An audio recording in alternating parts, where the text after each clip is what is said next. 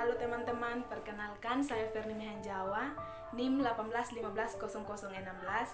Saya dari Prodi D3 Kebidanan, Fakultas Ilmu Kesehatan, Universitas Respati Yogyakarta. Di sini saya akan membuat video tentang konseling pra atau sebelum pemasangan KB implan.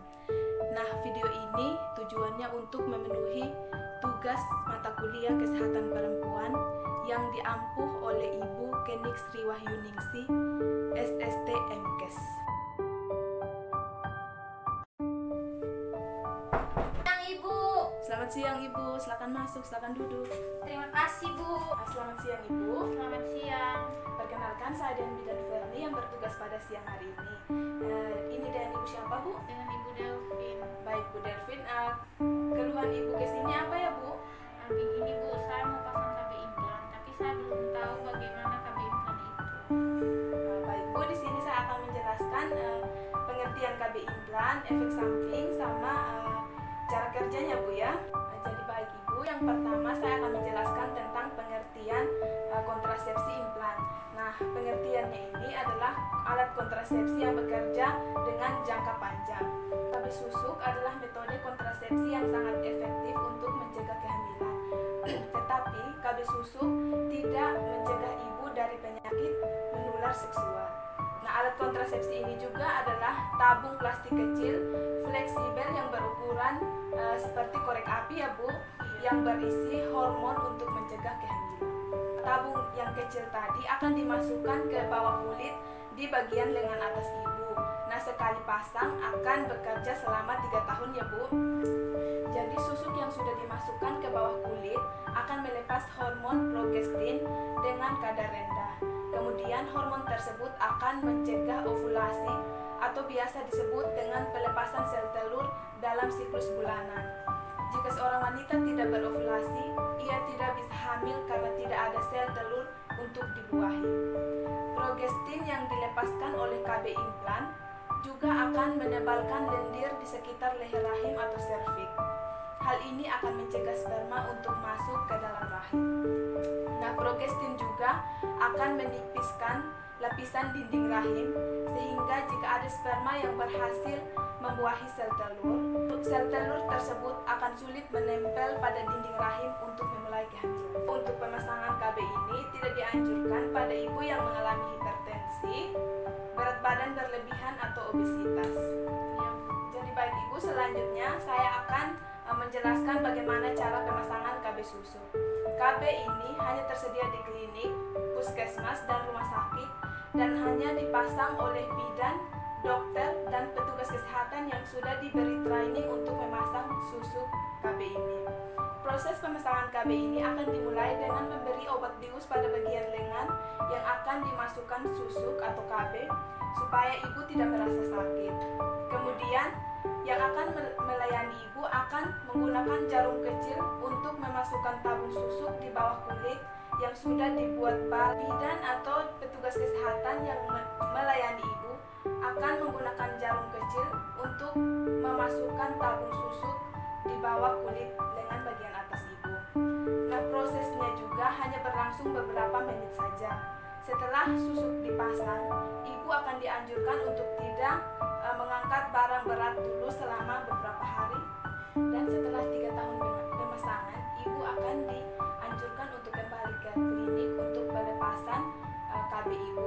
Karena jika lewat dari 3 tahun atau anjuran dari dokter, fungsi dari KB tidak akan berjalan. Untuk mengeluarkan susuk, kulit ibu akan dibungkus lagi, kemudian dibuat sayatan kecil untuk menarik keluar susuk.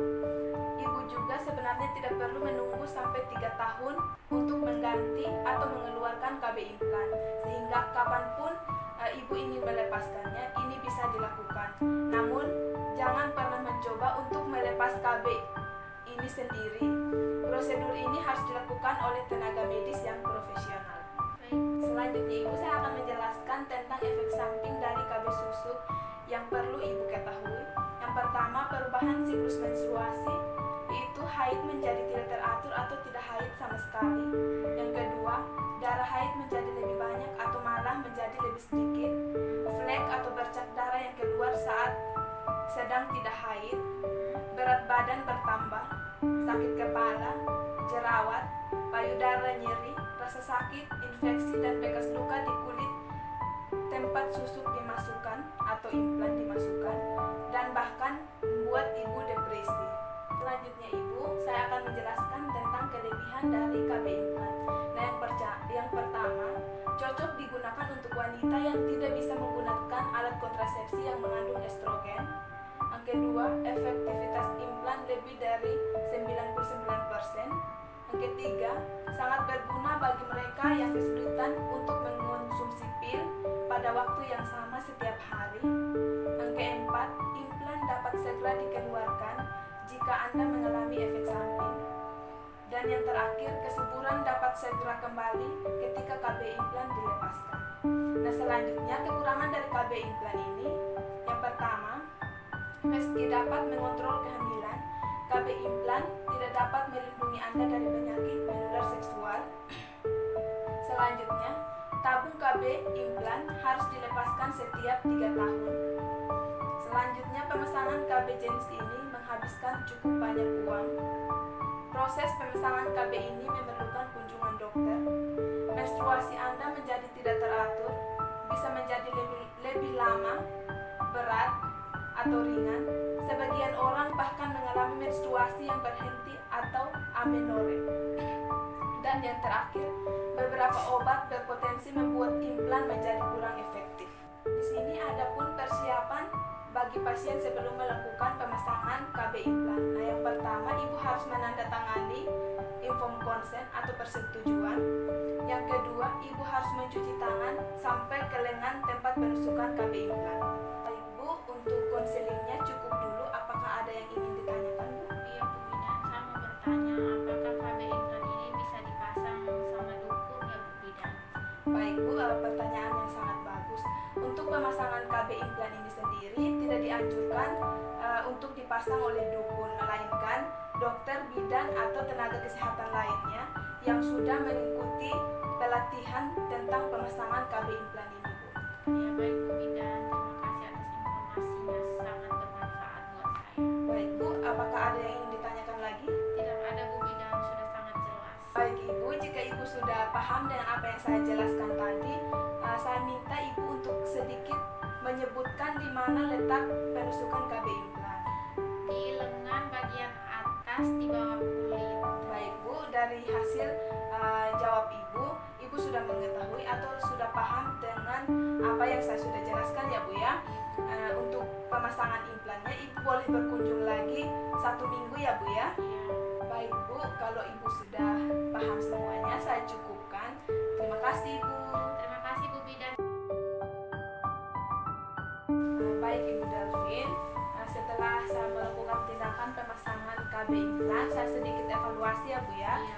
Apakah dari awal tindakan Ibu merasakan sakit Bu? Tidak Bu. Baik Bu, kalau tidak, setelah pemasangan ini Ibu harus melakukan perawatan atau perhatian khusus pada luka tempat pemasangan KB implan tadi ya Bu. Iya. Nah, yang pertama, kemungkinan akan timbul memar, bengkak, atau kemerahan di kulit. Ini merupakan hal yang normal di saat Ibu setelah pemasangan KB ini ya Bu. Jaga luka tetap kering sekurang-kurangnya selama 40 jam atau selama 2 hari untuk menghindari infeksi. Pembalut luka dibuka setelah 40 jam sampai luka sembuh, umumnya 3-5 hari kemudian ya Bu. Iya. Ibu dapat langsung bekerja, namun hindari benturan atau tekanan pada luka. Setelah luka sembuh, daerah tersebut dapat disentuh atau dibersihkan dan dapat bekerja normal. Setelah itu, bila terjadi tanda infeksi seperti demam, luka kemerahan, dan sakit yang menetap selama beberapa hari, segera kembali ke sini untuk mendapatkan tindakan medis ya Bu. Dan KB implan ini hanya bergeser 2 mm sayatan yang tadi Bu. Baik Ibu, setelah pemasangan ini, jika Ibu merasakan efek samping seperti yang saya sudah jelaskan sebelumnya, Ibu tidak perlu khawatir ya Bu, karena akan hilang seiring dengan berjalannya waktu. Setelah pemasangan ini juga, jika Ibu mengalami komplikasi atau masalah situasi, Ibu juga tidak perlu khawatir. Namun jika Ibu masih bingung atau masih kurang pemahaman Ibu boleh datang berkunjung lagi ke tenaga kesehatan dan Ibu akan diberikan informasi yang lebih jelas lagi. Nah, baik Bu, untuk kunjungan ulangnya Ibu bisa ke sini lagi 1 minggu ya Bu ya. Nah, apakah Ibu sudah mengerti? Baik Bu, kalau Ibu sudah mengerti, terima kasih untuk kunjungan ulangnya. Jika nanti Ibu mengalami kesulitan atau mengalami masalah, Ibu silakan ke sini lagi ya Bu. Baik Bu, terima kasih Bu. Terima kasih Bu Bidan. Jadi baik teman-teman, sekian video dari saya. Mohon maaf jika ada kesalahan dalam pengucapan kata. Dan juga mohon untuk like, comment, subscribe demi kelancaran tugas saya. Terima kasih.